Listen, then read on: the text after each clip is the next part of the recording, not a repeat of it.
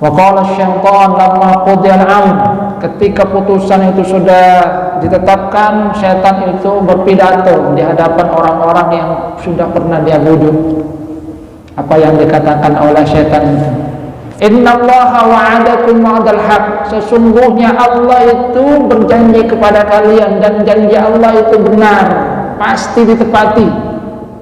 Wa wa'adtukum fa akhlaftukum, dan saya itu berjanji, cuma janji saya ini janji palsu. Wa ma kana li 'alaikum min sultan, saya ini tidak punya kekuatan apa-apa, saya tak bisa maksa kalian. Bahwa kalian itu kufur, saya tidak bisa maksa. Yang bisa saya lakukan itu illa an da'utukum, saya cuma ngajak, fastajabtum li, dan ternyata kalian itu mau. Saya cuma ngajak, saya berikan janji, kalian itu ternyata mau. Fala talumuni walumu anfusakum, maka kata setan itu, jangan salahkan saya, salahkan diri kalian sendiri. Kenapa kalian itu tidak percaya kepada janji Allah yang benar? Padahal Allah sudah menjanjikan mengutus Rasul, dan Rasul itu menyampaikan janji dari Allah Subhanahu wa ta'ala. Kalau kalian beriman kepada Allah, kalian akan dimasukkan ke surga. Kalau kalian kufur, nanti kalian masuk neraka. Kenapa lebih memilih untuk percaya kepada janji saya? Fala talumuni walumu anfusakum, jangan salahkan saya, salahkan diri kalian sendiri. Itu yang dikatakan oleh syaitan. Ma ana bimusrikhikum wa ma antum bimusrikhi, saya tidak bisa menyelamatkan kalian, dan kalian juga tidak bisa menyelamatkan saya. Saya berlepas diri dari perbuatan kalian yang dulu menyekutukan Allah dengan saya. Dan ini juga digambarkan oleh Allah Subhanahu wa ta'ala dalam ayat ini. Wa kana aqibatuhuma annahuma finnar.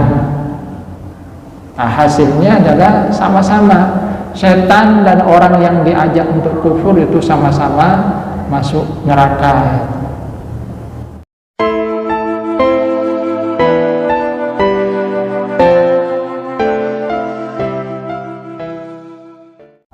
Assalamualaikum warahmatullahi wabarakatuh. Innal hamdalillah nahmaduhu wa nasta'inuhu wa nastaghfiruh wa na'udzu billahi min shururi anfusina wa min sayyiati a'malina. May yahdihillahu fala mudilla lahu wa may yudlil fala hadiya lahu. Ashhadu an la ilaha illallah wahdahu la syarika lahu wa ashhadu anna Muhammadan abduhu wa rasuluhu la nabiyya ba'dah. Allahumma salli ala Muhammad wa ala ali Muhammad kama sallaita ala ali Ibrahim, wa barik ala Muhammad wa ala ali Muhammad kama barakta ala ali Ibrahim fil alamin innaka Hamidum Majid. Allahumma la ilma illa ma 'allamtana wa 'allimna 'ilman yanfa'una وانفعنا بما علمتنا. ربنا آتنا من لدنك رحمة وهيئ لنا من أمرنا رشدا. رب اشرح لي صدري ويسر لي أمري واحلل عقدة من لساني يفقهوا قولي. أما بعد. Hadirin jamaah pengajian rahimakumullah, alhamdulillah atas karunia Allah Subhanahu wa ta'ala. Allah memberikan kita nikmatus sihah, nikmat sehat, nikmatul iman, nikmat iman, bisa melangkahkan kaki ke masjid ini, menghambakan diri kita kepada Allah Subhanahu wa ta'ala. Yang kemudian kita lanjutkan dengan kajian ayat-ayat Al-Quran. Kita melanjutkan kajian di surah Al-Hasyr.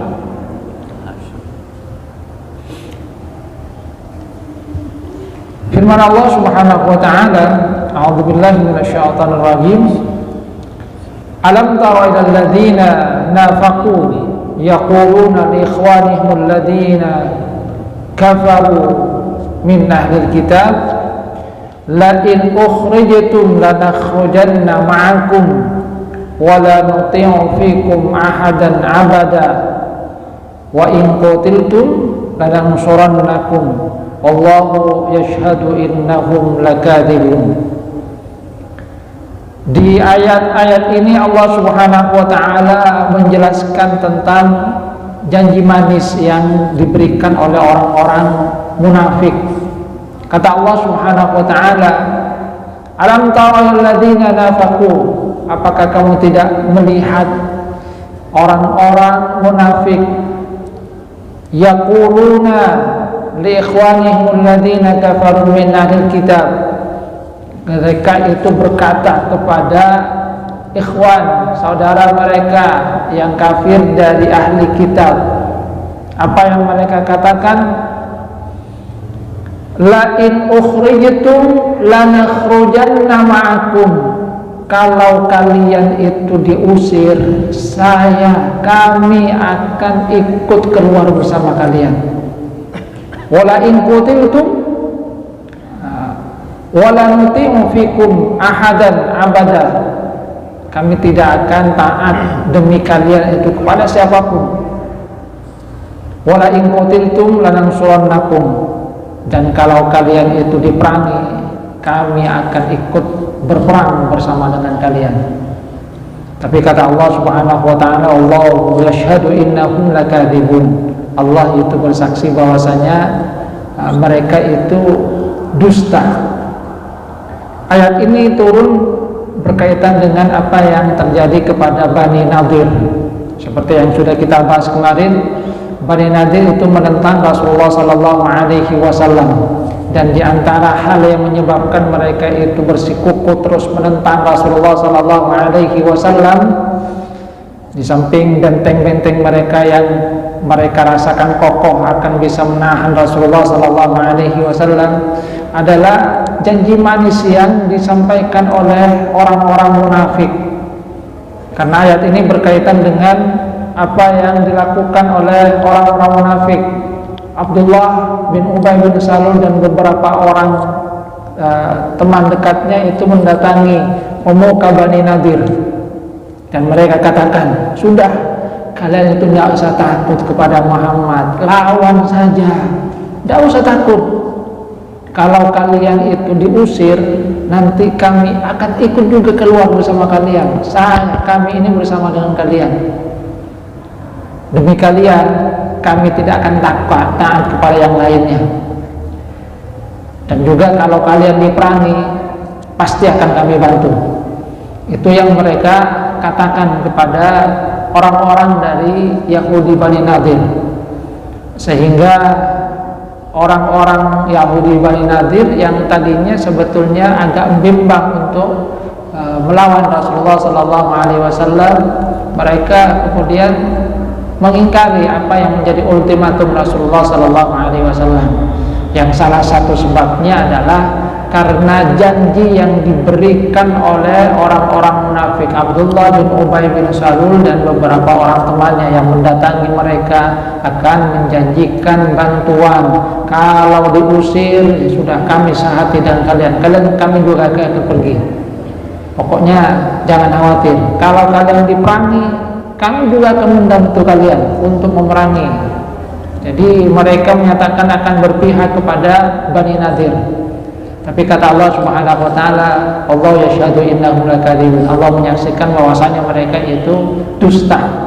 Karena memang mereka sesungguhnya tidak akan menepati janji mereka. Allah Subhanahu wa taala menyatakan di dalam lanjutan ayat ini, dan inilah yang nanti akan terjadi dan memang dilakukan oleh orang-orang Yahudi. La in ukhriju la yakhrujuna ma'ahum. Kalau mereka itu diusir, orang-orang Yahudi Bani Nadir diusir, maka orang-orang Yahudi, orang-orang munafik, Abdullah bin Ubay bin Salul dan teman-temannya itu tidak akan ikut keluar, tidak akan ikut bersama dengan orang-orang Yahudi Bani Nadir. Demikian juga kalau mereka itu diperangi, wala in qutilu la yansurunahum. Seandainya mereka itu diperangi, mereka tidak akan ikut membantu. Dan kalaupun membantu, karena kata Allah Subhanahu wa taala, wala in nasaruhum la yuwallunal adbar tsumma la yunsarun. Kalau mereka itu membantu, mereka juga akan lari berpaling dan tidak akan mendapatkan kemenangan. Jadi di ayat ini Allah Subhanahu wa taala sungguhnya memberikan kabar kepada Rasulullah SAW tentang apa yang dilakukan oleh orang-orang munafik, Abdullah bin Ubay bin Salul dan teman-temannya, yang menjanjikan kepada Bani Nadir bahwasanya mereka akan membantu sehati, kami sehati dengan kalian. Akan tapi itulah yang sesungguhnya terjadi. Orang-orang dari munafik itu ketika Bani Nadir diusir, mereka tidak ada datang, dan itulah yang membuat orang-orang Bani Nadir putus asa juga, karena mereka awalnya mengharapkan adanya bantuan dari orang-orang munafik tadi, para pemuka munafik yang menjanjikan bantuan. Setelah ditunggu berhari-hari ternyata tidak ada kabarnya. Jadi hanya janji manis, janji palsu. Nah, ketika tidak ada kabar berita tentang pertolongan janji mereka, maka mulailah dalam diri orang-orang Bani Nadir itu ada rasa khawatir, mulai cemas, takut, dan pada akhirnya mereka menyerah tanpa syarat kepada Rasulullah Sallallahu Alaihi Wasallam. Maka di ayat ini Allah Subhanahu Wa Taala memperingatkan kepada kita umat Islam tentang apa yang dijanjikan oleh orang-orang munafik, supaya nantinya kita juga tidak jatuh ke jurang yang sama seperti halnya yang pernah terjadi kepada orang-orang dari Bani Nadir, yang dijanjikan pura-pura akan tapi pada akhirnya mereka tidak datang untuk memberikan bantuan. Dan memang begitulah orang-orang munafik, apa yang disampaikan oleh lisan mereka itu tidak sesuai dengan apa yang ada di dalam hati. Di lisannya mereka mengatakan akan membantu, tapi di hatinya tunggu dulu, lihat-lihat situasi. Kalau memang kira-kira bisa menang, pasti akan kami bantu. Tapi kalau kira-kira kalah, ya sudah, tidak mau nanggung juga ya. Burung sih mau, jadi tidak ikut. Jadi hanya di lisan saja mereka mengucapkan akan memberikan bantuan, tapi di hati mereka masih mikir-mikir. Ketika melihat bahwasanya Rasulullah Sallallahu Alaihi Wasallam dan kaum muslimin mengepung, mereka juga ketakutan, tidak berani. Dan ini nanti diungkapkan oleh Allah Subhanahu Wa Taala di dalam lanjutan ayat ini. Kata Allah Subhanahu Wa Taala, jadi kalaupun memberikan bantuan, menolong, mereka juga tidak akan mendapatkan kemenangan. La antum asyaddu rahbah fi sudurihim, kata Allah Subhanahu Wa Taala, sesungguhnya kalian itu lebih ditakuti oleh orang-orang munafik itu. Dalam hati mereka, mereka lebih takut kepada Rasulullah Sallallahu Alaihi Wasallam dan kaum muslimin minallah, dari Allah bahkan, karena yang mereka lihat itu adalah hal yang nyata itu kan.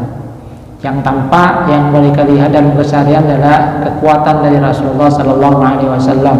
Jadi walaupun tadinya mereka bersumpah atas nama Allah, demi Allah kami pasti bantu, akan tapi mereka tidak menepati janji mereka walaupun berjanji atas nama Allah itu. Yang lebih ditakuti, kata Allah Subhanahu Wa Taala, kalian itu, karena tampak di hadapan mereka, sementara Allah Subhanahu Wa Taala itu kan gaib, dan mereka tidak mempercayai hal-hal yang gaib itu. Artinya memang apa yang mereka lihat dalam keseharian itulah yang mereka yakini. Persoalan harta duniawi, kedudukan, itu yang lebih mereka pentingkan daripada keimanan kepada Allah Subhanahu Wa Taala.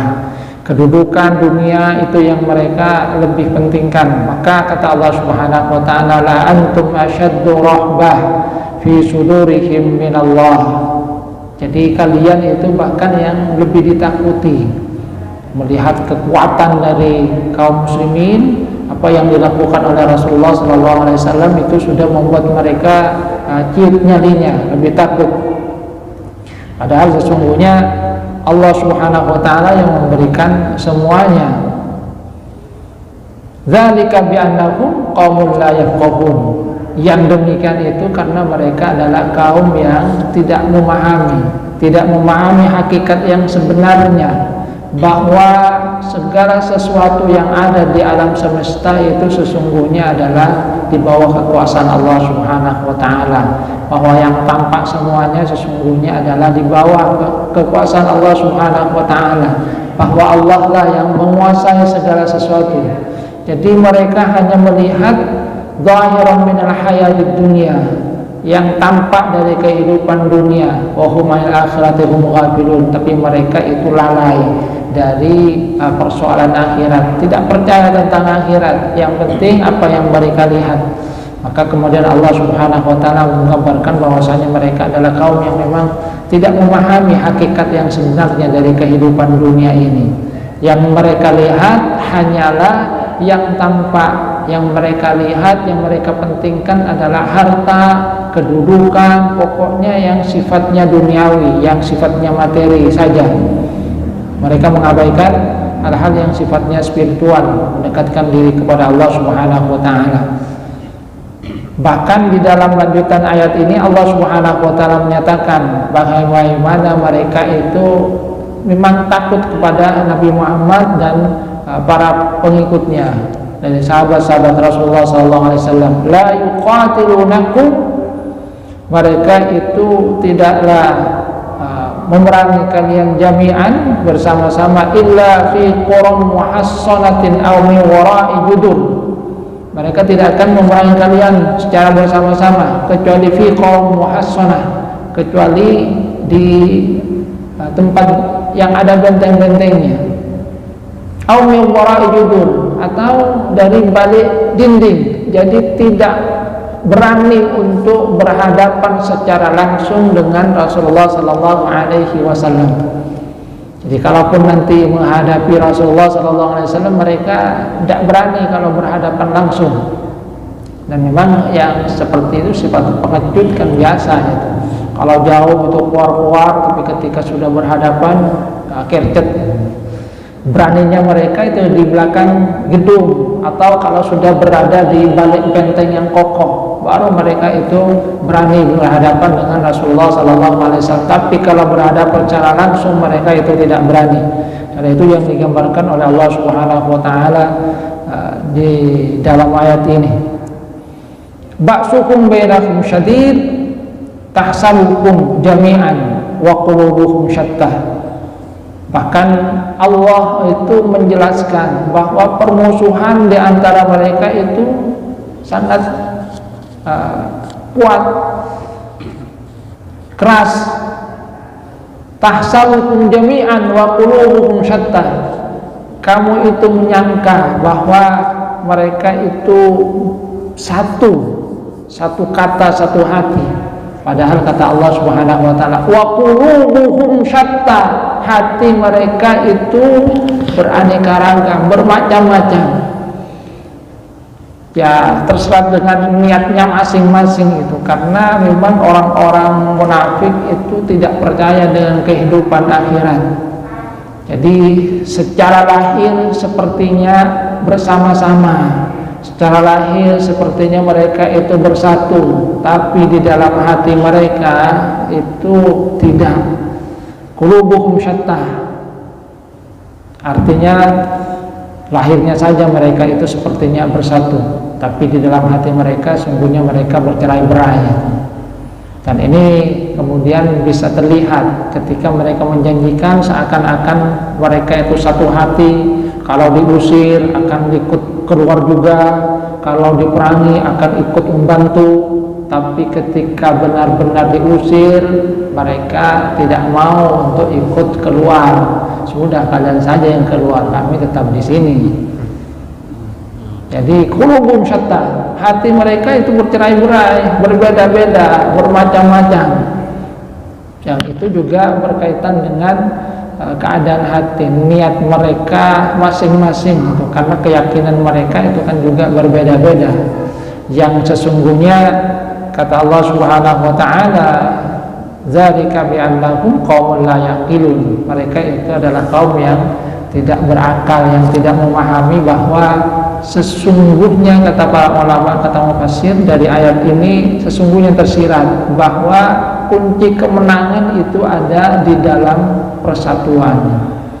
Manakala seseorang, satu kaum itu satu kata, satu hati, maka mereka itu akan bersatu dan akan bisa memenangkan pertempuran bersama dengan yang lain. Tapi kalau hati mereka itu berbeda-beda, maka mereka itu akan mudah untuk dikoyak-koyak, dipecah belah. Sehingga dari ayat ini sesungguhnya tersirat, kalau kaum muslimin ingin untuk mendapatkan kemenangan, maka yang harus dilakukan adalah bersatu, dan itu dimulai dari persatuan hati. Makanya di dalam banyak ayat Allah Subhanahu wa taala itu akan menyeru kepada kaum muslimin, wa'tasimu bihablillahi jami'an wa la tafarraqu. Berpegang teguhlah kalian itu dengan tali Allah, jangan bercerai-berai. Jadi berpegang teguh dengan tali Allah bersama-sama, jami'an, satu, wa la tafarraqu, jangan bercerai-berai. Yang di dalam ayat lain Allah Subhanahu wa taala mengisyaratkan kalau bercerai-berai itu fatafshalu wa tadhhabu rihukum, kalian itu akan gagal dan kalian itu akan kehilangan wibawa, kehilangan kekuatan. Musuh itu tidak akan takut kepada kalian kalau kalian itu sudah berpecah belah. Gimana kalau mau berpecah belah di antara sendiri mereka itu, antara mereka sendiri? Saya pernah baca itu apa yang pernah ada seorang syekh pada masa perjuangan orang mujahidin Afghanistan, yang waktu itu kan ada dua pimpinan yang utama, siapa, Qulbuddin Khidmatiyat dengan Burhanuddin Rabbani kalau misalnya, yang merupakan dua pimpinan utama dari kaum mujahidin itu. Dan mereka punya anak buah itu. Ketika mereka berjuang, faksi-faksi ini masih tampak itu. Sehingga saya pernah baca sampai mereka ketika ada pada seorang syekh itu sampai menodongkan, saya tembak saja kalian berdua itu. Bagaimana kalian akan bisa mendapatkan kemenangan kalau hati kalian itu masih berpecah? Bersatulah kalian, bersatu, kalian akan diberikan kemenangan. Kalau tidak, sudah saya tembak saja kalian sekarang ini, daripada nanti pengikut kalian itu nanti akan saling hantam sendiri. Sudah, pimpinannya saja saya habisi supaya pengikut-pengikut kalian itu tidak ikut dengan perpecahan yang ada di antara kalian berdua ini. Sehingga mereka pun kemudian berdamai, dan yang kita dapatkan dulu mereka diberikan kemenangan oleh Allah Subhanahu wa taala, bisa mengusir tentara Rusia. Tahsabuhum jami'a wa qulubuhum syatta. Jadi kata Allah Subhanahu wa taala, kalian lihat seakan-akan mereka itu bersatu, padahal hati mereka itu bercerai-berai, beraneka ragam, tidak bersatu. Maka waspadalah tentang hal itu. Kemudian Allah Subhanahu wa taala memberikan gambaran tentang kaum yang sudah pernah mengalami hal yang sama. Kama tsalil ladzina min qablihim qariban dzaqu wa bala amrihim. Seperti halnya orang-orang yang sebelum mereka, yaitu Bani Qainuqa. Karena sebelum Bani Nadir ini ada juga dari Bani Qainuqa yang mereka mengingkari perjanjian damai dengan Rasulullah SAW, seperti yang pernah saya sampaikan dalam kisah Nabawi itu, bahwa Bani Qainuqa merupakan kaum Yahudi pertama yang kemudian menentang Rasulullah SAW secara langsung, padahal mereka itu sudah melakukan perjanjian damai juga dengan Rasulullah SAW, merasa bahwasanya mereka itu kuat. Ketika Rasulullah SAW itu menang pada perang Badar, mereka katakan, ya kamu jangan bangga dulu menang kepada orang-orang Quraisy, mereka itu cuma anak kemarin sore, tidak tahu perang. Kalau kamu itu menghadapi kami, itu baru kamu tahu siapa sebenarnya yang petarung itu. Sudah, kalau cuma mereka, jangan bangga dulu, mereka itu hanya kecil. Dan kemudian menampakkan pemusuhan kepada Rasulullah Sallallahu Alaihi Wasallam sampai satu waktu itu kan ada seorang perempuan dari kalangan Arab yang melakukan perdagangan, berjualan di pasar Bain Qaumuqa, dan orang Yahudi di situ kemudian menggulinya.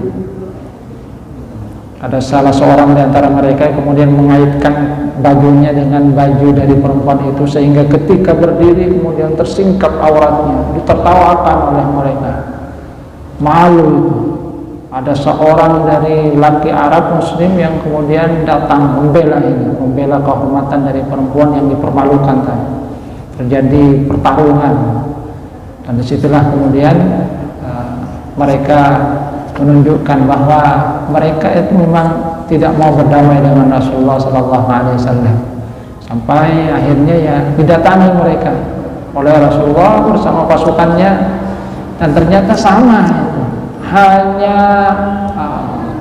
ketika berhadapan dengan Rasulullah di awal mereka itu bicaranya besar, tapi ketika sudah didatangi oleh Rasulullah Sallallahu Alaihi Wasallam dan para sahabat pasukannya, mereka takut juga itu. Jadi takut, pada akhirnya kemudian mereka diusir. Maka kata Allah Subhanahu wa taala, kamathal ladzina min qablihim dzaqu wabala amrihim walakum adzabun alim. Bagi mereka azab yang pedih. Dan di ayat berikutnya Allah Subhanahu wa taala memberikan gambaran peringatan tentang janji manis orang-orang Yahudi. Bagaimana itu? Kata Allah Subhanahu wa taala bahwa apa yang dilakukan oleh orang-orang munafik, yang Yahudi tadi, orang-orang munafik itu seperti halnya janji yang diberikan oleh syaitan. Kama tadi syaitan idza qala lil insani kfur, seperti halnya syaitan ketika dia berkata kepada manusia, ukfur, kafirlah kamu. Falamma kafara qala inni bari'un, saya ini berlepas diri dari kamu, bari'un minka. Sudah, saya tidak ikut-ikut. Tapi di awal dia kemudian merayu-rayu supaya dia kafir. Inni akhafullah Rabbal Alamin, saya ini takut kepada Allah, Tuhan semesta alam. Yang di dalam kitab tafsir ini Mukatsir kemudian membawakan riwayat yang berkaitan dengan seorang pendeta Yahudi. Ada seorang pendeta Yahudi yang ta'abbada, dia itu rajin ibadah. Jadi rajin ibadah. Nah, setan ini berusaha untuk menggelincirkan gimana cara saya ini untuk merayu pendeta Yahudi ini supaya dia kemudian ingkar, kufur. Akhirnya dia memberikan cara itu. Ada seorang perempuan yang kemudian diberikan penyakit itu, sakit. Kemudian ada saudara-saudaranya yang setan itu katakan, kalian bawa saudara perempuan kamu ini kepada pendeta itu yang rajin ibadah itu, suruh obati dia. Akhirnya dibawa untuk diobati. Awalnya ditempatkan di rumah yang jauh sebelah rumah dari pendeta itu. Setelah diobati sampai sembuh, dari luar terus kan. Awalnya dari luar tidak mau untuk menemui di dalam, tapi setan itu membisikkan, kamu ini dari dulu cuma dari luar itu, cobalah sesekali itu tengok, dekati dia, kasihan sendirian itu. Akhirnya ikut apa yang dikatakan bisikan setan itu, dekati, dekat di terasnya, jangan cuma di teras, masuk. Akhirnya makin lama kemudian masuk, setelah di dalam hanya berdua baru dibisikkan. Untuk apa? Untuk melakukan perbuatan maksiat zina. Dan tergelincirlah karena perempuannya itu cantik, diobati sembuh, dan kemudian berzina dengan perempuan itu. Setelah berzina, setan kemudian membisikkan, gimana kamu ini berzina, dia dititipkan kan untuk kamu obati, kok malah kamu zinai, terus gimana? Sudah bunuh saja itu. Bilang nanti kepada saudaranya, adik kalian itu sakitnya parah sehingga meninggal dunia, sudah bebas kamu. Akhirnya termakan bujukan setan, dibunuh itu. Supaya apa? Supaya tidak memberitahu perbuatan maksiatnya berzina dengan perempuan itu. Dibunuh, kemudian ya dikuburkan. Setelah datang saudara-saudaranya, kemudian tanya, di mana adik kami? Adik kamu itu sakitnya parah sampai mati, sudah saya kuburkan. Mereka percaya karena pendeta ini adalah orang yang rajin ibadah.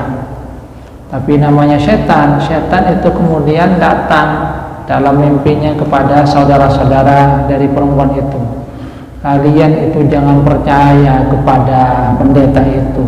Dia itu membunuh adik kamu. Adik kamu itu bukan mati karena penyakit, tapi karena dibunuh oleh pendeta itu. Kalau kalian tidak percaya, lihat nanti di sana kuburannya, kalian bongkar, kalian menemukan tanda-tanda bahwasanya adik kalian itu dibunuh, bukan mati karena penyakit. Dan itu mimpi berulang kali itu. Akhirnya mereka bertanya-tanya, apa benar itu? Kata yang satu, kan beberapa saudara, iya saya juga mimpi sama itu. Katanya adik kita itu bukan mati karena penyakit, dibunuh. Saya juga mimpi. Wah ya sudah, kalau begitu akhirnya mereka berangkat sama-sama, sepakat membongkar. Dan setelah dibongkar ternyata mereka menemukan, ya kalau sekarang seperti hanya di otopsi, dilihat ada tanda-tanda bahwa memang adik mereka itu dibunuh gitu. Ya mungkin ada tanda pencekikan atau apa yang lainnya yang menunjukkan bahwasanya adik mereka, saudara perempuan mereka itu bukan mati karena penyakitnya, tapi mati karena dibunuh. Sehingga disidanglah pendeta tadi. Pada saat akan digantung, setan kemudian datang menawarkan itu dalam bentuk manusia. Kamu ingin bebas? Iya, saya ingin bebas. Cuma saya punya syarat, akan saya bebaskan kamu. Gampang itu. Apa syaratnya? Sujud saja kepada saya 1 kali. Setelah itu kamu nanti bisa taubat nanti.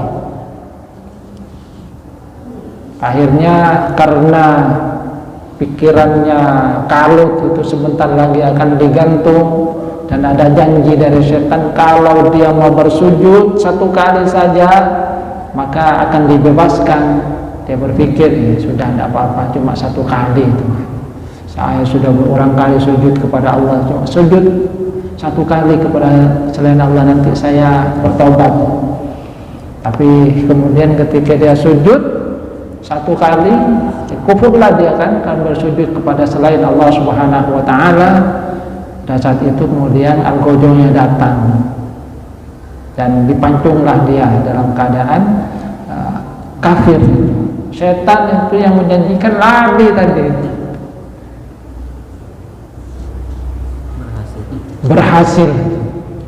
Dan memang seperti itulah setan itu. Dan nanti di hari kiamat juga seperti itu. Allah Subhanahu wa ta'ala itu akan menceritakan dalam Al-Quran bagaimana setan itu ketika putusan itu sudah ditetapkan, wa qala syaitan lamma qudiyal amr, ketika putusan itu sudah ditetapkan, setan itu berpidato di hadapan orang-orang yang sudah pernah dia bujuk. Apa yang dikatakan oleh setan itu? Innallaha wa'adakum wa'dal haq. Sesungguhnya Allah itu berjanji kepada kalian, dan janji Allah itu benar, pasti ditepati. Wa wa'adtukum fa akhlaftukum. Dan saya itu berjanji, cuma janji saya ini janji palsu.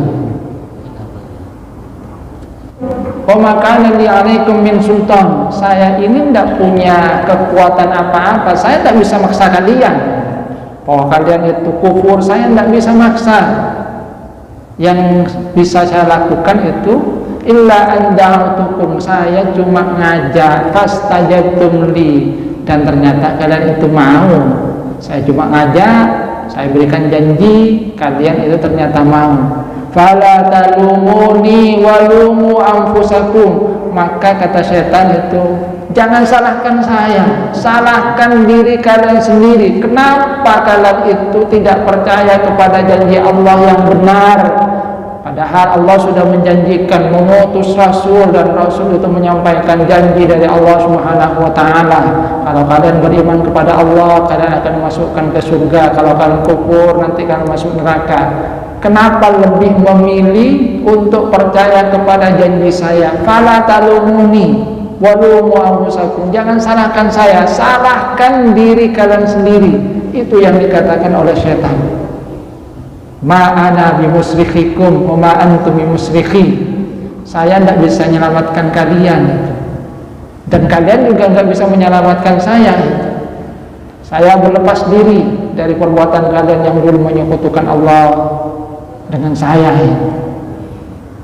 Dan ini juga digambarkan oleh Allah Subhanahu wa ta'ala dalam ayat ini. Wa kana aqibatuhuma annahuma finnar.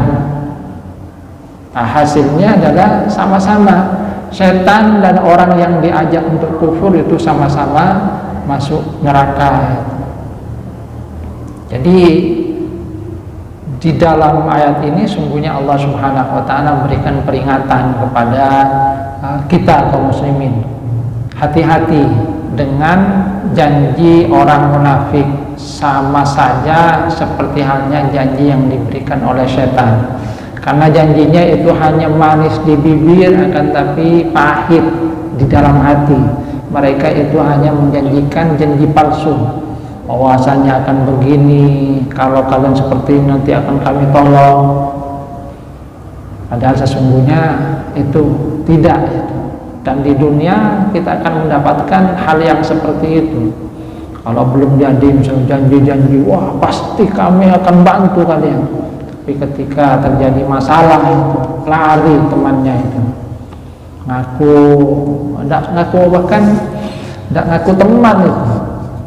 Coba kita lihat misalnya ada orang yang tertangkap karena korupsi, dia akan nyebut teman-temannya itu, saya dibantu oleh ini, saya dijanjikan oleh ini. Ketika ditanya, oh tidak tahu, saya tidak kenal dengan dia, saya tidak pernah menjanjikan seperti itu. Itu yang kemudian kita lihat seperti hanya yang menggambarkan oleh Allah Subhanahu wa ta'ala. Dan setan itu memang mempunyai banyak cara untuk menggelincirkan manusia, seperti halnya rahib tadi, pendeta ini yang tadinya rajin ibadah, tapi kemudian setan mutar-otak gimana caranya.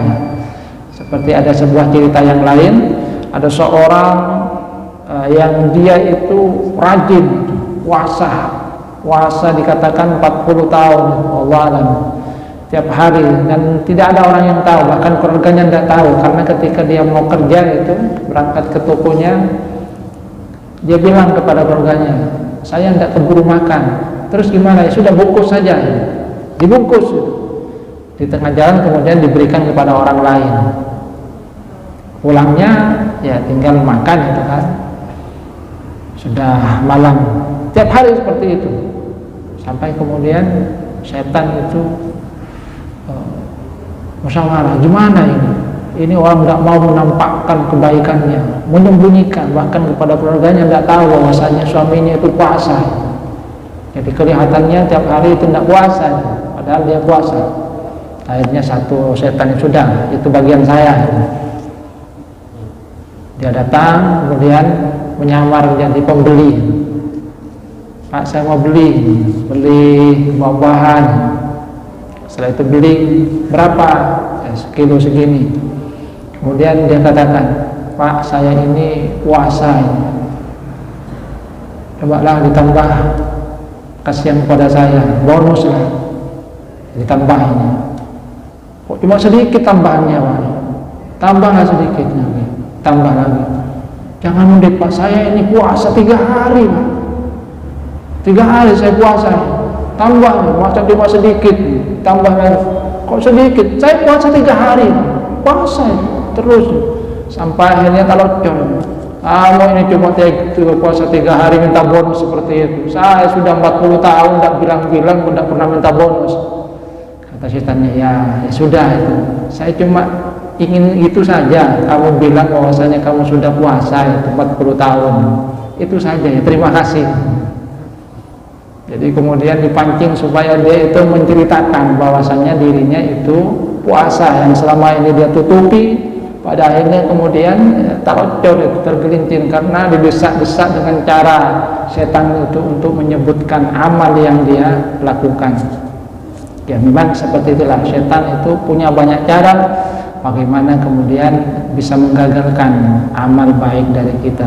Maka di dalam ayat ini sungguhnya Allah Subhanahu wa taala memberikan peringatan, hati-hati dengan janji manis orang munafik, sama saja dengan hati-hati janji manis dari setan, karena apa yang mereka janjikan itu adalah janji palsu, hanya manis di bibir akan tapi sungguhnya pahit di hati, tidak pernah akan menepati janji.